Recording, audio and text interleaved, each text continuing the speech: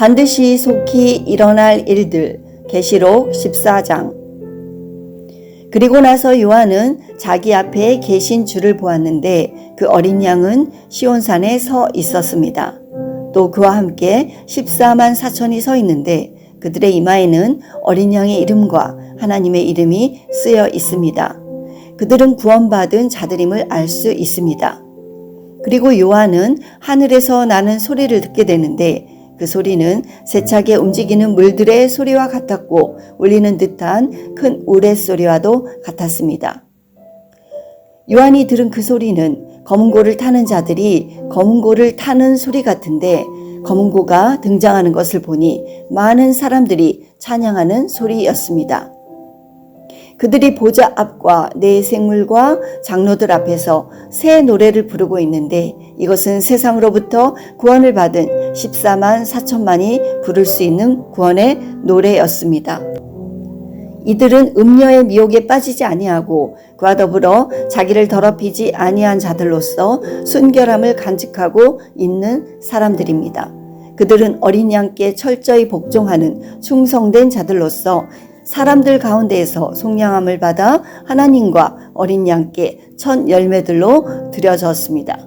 그들은 흠이 없는 자들로서 그 입에서 거짓을 찾아볼 수 없는 온전한 자들이었습니다. 여기에서 말하고 있는 14만 4천은 구원받은 자들을 대표하고 있습니다. 구원받은 자의 특징을 잘 설명하고 있기 때문입니다. 그들은 점도 없고 흠도 없이 온전하여 주가 인도하시는 대로 따라가는 신실한 자들로서 악에 빠지지 않고 자기를 지켜 믿음의 순수함과 순결함을 지니고 있는 자들입니다. 또한 그들의 이마에 하나님께서 인을 치셨으므로 어린 양의 이름과 하나님의 이름을 가진 자들로서 하나님께 속한 자들임을 증거하고 있습니다. 그들은 정직하여 그 입에 거짓이 없고 첫째 부활에 참여하는 복된 자들입니다. 요한이 또 보니 공중에 날아가고 있는 또 다른 천사가 있었습니다.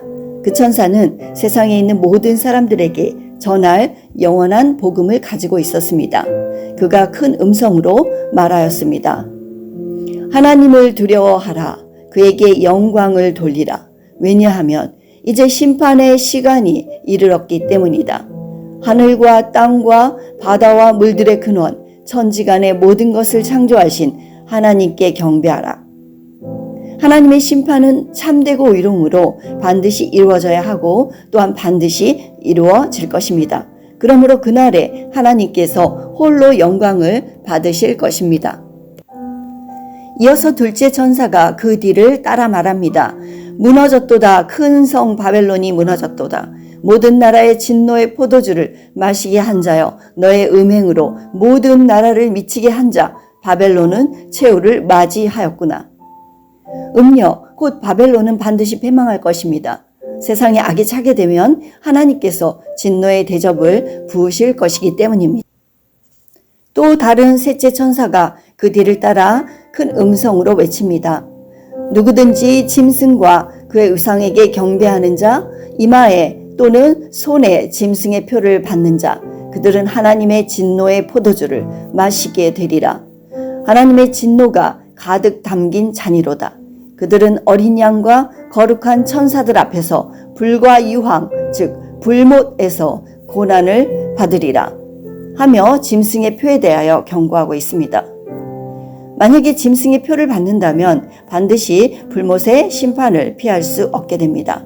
그 이유는 짐승의 표를 받게 되면 더 이상 하나님을 섬길 수 없는 상태가 되어 믿음의 능력을 상실함으로 그 결과 짐승을 따라가게 될 것이기 때문입니다.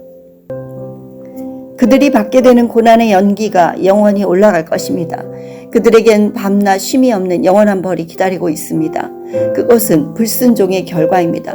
태초에 아담이 하나님의 명령에 거역하여 선악과를 먹음으로 죽게 되었던 것처럼 마지막에 짐승의 표를 받지 말라고 경고하신 하나님의 말씀을 가볍게 여기고 순종하지 않는다면 영원한 죽음을 피할 수 없게 될 것입니다. 선악과에 대한 경고와 마찬가지로 짐승의 표를 받지 말라고 경고하신 이유는 하나님께서 세상을 사랑하심으로 죽음에서 건지시기 위함입니다. 먹으면 반드시 죽으리라. 받으면 결코 구원을 받지 못하리라 라고 분명하게 경고하고 있습니다. 그 누구도 핑계할 수 없는 일입니다. 하나님의 말씀을 두렵고 떨림으로 받아야만 합니다. 성도들의 순종과 인내가 필요하다고 말씀하고 있습니다. 믿음의 선한 싸움은 인내로 하는 것입니다. 끝까지 참고 견디어 이기는 자가 되어야 합니다. 하나님의 계명과 예수에 대한 믿음을 끝까지 지켜야 합니다. 그리고 나서 요한이 하늘로부터 말씀하시는 큰 음성을 들었습니다. 지금 이후로 주 안에서 죽는 자들은 복이 있도다. 성령이 말씀하시기를 그러하다. 그들이 수고를 그치고 쉬리니 이는 그들이 행한 일이 따름이라 하시더라. 실제로 하나님의 명령에 순종하여 짐승의 표를 받지 않는 것은 성도에게 큰 위기이며 죽음까지도 각오해야 하는 일이 될 것입니다. 믿음의 용기와 인내가 필요합니다. 하나님께서 그들에게 힘을 주셔서 시험을 감당하게 하실 것이고 그렇게 이긴 후에는 하나님의 영원한 위로와 상을 받고 참된 안식을 누리게 될 것입니다. 요한이 보니 자기 앞에 구름이 있는데 그 구름 위에 앉으신 분이 있었습니다. 그는 인자와 같이 보였고 그 머리에는 금면류관이 있고 손에는 예리한 낫을 가지고 있었습니다. 요한이 본 인자는 예수 그리스도이시며 그는 하나님께로부터 모든 권세를 받으셨고 그는 세상을 심판하시기 위해서 오시는 심판주이십니다.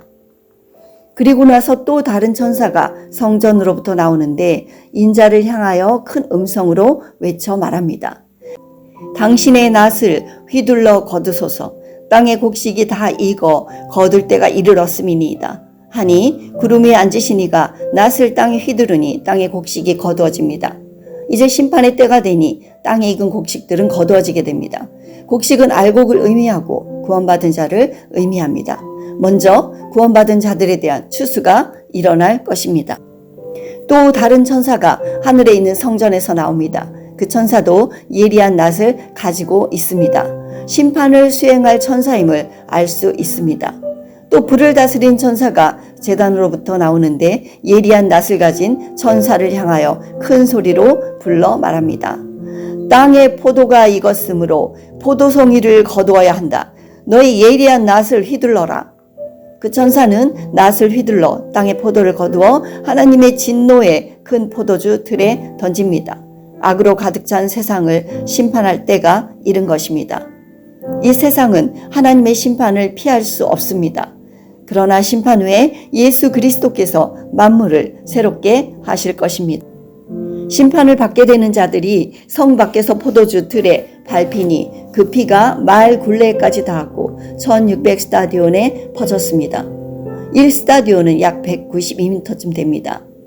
하나님의 심판이 이루어질 때 그것이 얼마나 극심할지 미루어 짐작하여 알 수 있습니다. 결국 심판을 받는 자는 마땅한 벌을 받는 것이고 구원을 받는 자는 합당한 상을 받게 되는 것입니다. 이것이 하나님의 공의이며 그분의 사랑인 것입니다.